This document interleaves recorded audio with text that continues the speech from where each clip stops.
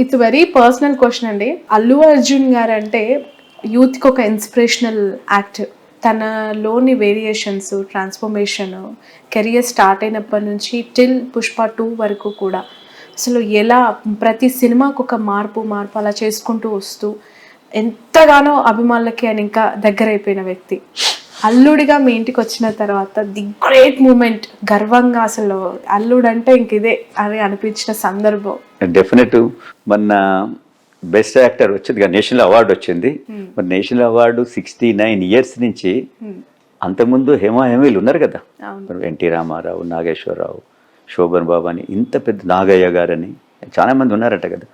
మనం చూస్తున్నాం నాగేశ్వరరావు, ఎన్టీఆర్ని అయితే చూసినాం కదా. వాళ్ళకి రాంది 69 yearsలో మరి అర్జున్కి వచ్చిందంటే రియల్గా మరి ఆయన ఎంత కష్టపడి ఆ ఫీల్డ్లో తను ఒదిగిపోయింది అనేది మనకు తెలుస్తుంది. సో న్యాచురల్గా అంతది వచ్చిందంటే మేమందరం ఎంతో సంతోషపడ్డాం. ఇది గర్వం కూడా, మా అందరికీ గర్వకారణం. నా సన్నిన్లా అంత పెద్ద అంటే ఒక తెలుగు ప్రజలలో అంటే తెలుగు ప్రజలకు ఒక కానుక ఇచ్చినట్టే కదా. 69 ఏళ్ల నుంచి నాయకులందరూ అంటే యాక్టర్లందరూ వెయిట్ చేస్తూ ఉన్నారు.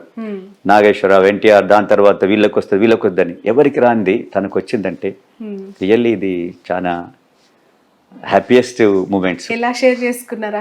మేమందరం వాళ్ళ ఇంట్లో అందరం కలిసి హ్యాపీగా ఉండి షేర్ చేసుకున్నాం. దానికి పెద్ద ఎత్తున సినిమా వాళ్ళు వచ్చారు, మేము కూడా పోయి అందరం ఎంజాయ్ చేయాలి. మోర్ అల్లు అర్జున్ ఫ్యాన్స్ తెలంగాణలో ఉన్న వాళ్ళందరికీ మీరు పరిచయం ఉంటారు కదా, వాళ్ళు మీరు బయటకు వెళ్ళి కలుస్తూ ఉంటే ఏం చెప్తూ ఉంటారు మీకు? నేను మీరు అన్నారు కదా మా ఊర్లో అది ఓపెనింగ్కి వచ్చాడు కదా, వస్తే ఆ రోజు నేను యాక్చువల్గా అర్జున్ వస్తుండని కూడా నేను బయట ఏం పెద్దగా చెప్పలే. చెప్పకున్నా కూడా ఆ రోజు దాదాపు 25,000 నుంచి 30,000 అందరూ 30 years లోపుటోళ్ళే. అసలు అన్న ఎక్కడి నుంచి వచ్చింది వీళ్ళందరూ? నేను కొత్త ముఖాలు. వాళ్ళు అంటున్నారు మేము 60 kilometers వెళ్ళి వచ్చినాం సార్ అంటున్నారు. అప్పుడు అక్కడ పోలీస్ వాళ్ళు వచ్చినారనమాట, ఆ డిఎస్పీ వాళ్ళందరూ. శేఖర్ రెడ్డి గారు, ఇప్పుడు చూడండి మీ అల్లు అర్జున్ గారు ఇంకా కొద్దిసేపు ఉంటే ఈ 25,000 మంది 30,000 మంది అది 60,000 పోతుంది. ఇది చాలా ప్రాబ్లం అవుతుంది. మొత్తం ఇది ఇక్కడ మొత్తం తోచులాట అదంతా అయిపోయి అల్లరి అవుతుంది. మీకు కష్టం, మాకు కష్టం, మేము దీన్ని కంట్రోల్ చేయలేము. మీరు తొందరగా మీ అల్లుని మీరు హైదరాబాద్కి పంపాలి అని అన్న. అంత దూరంకి వెళ్ళి వచ్చిండు కదా, జనరల్ కొద్దిసేపు ఉంటాడు. మా ఊర్లో కూడా రాలేదు.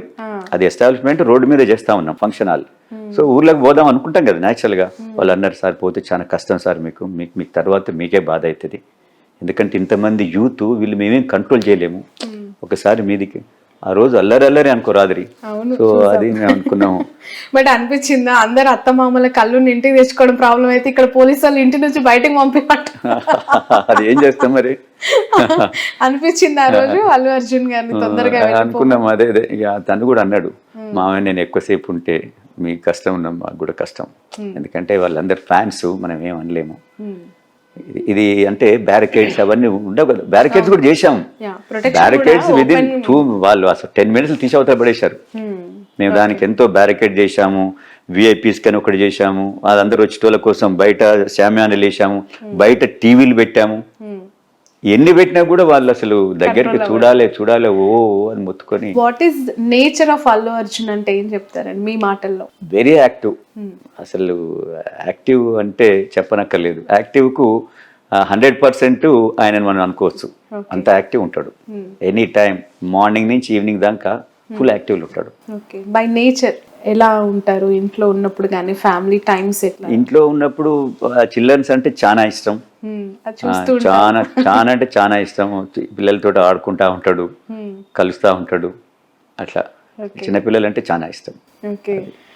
ఇన్స్టాగ్రామ్ లో ఎప్పటికప్పుడు ఆ పిల్లలు అన్ని రీల్స్ పెడతా ఉంటారు కదా. మీ పాప స్నేహ వాళ్ళు అసలు ఆయనకు షూటింగ్ ఉన్నా కూడా అంటే కంటిన్యూగా షూటింగ్ ఉంటే ఆపుకొని వచ్చి పిల్లల్ని కలుస్తూ ఉంటాడు, అంటే చూస్తూ ఉంటాడు.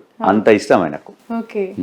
సో మోర్ ఫ్యామిలీ పర్సన్ అనుకో, అంటే ఫ్యామిలీ అండ్ చిల్డ్రన్ చాలా అంటే చాలా ఇష్టం.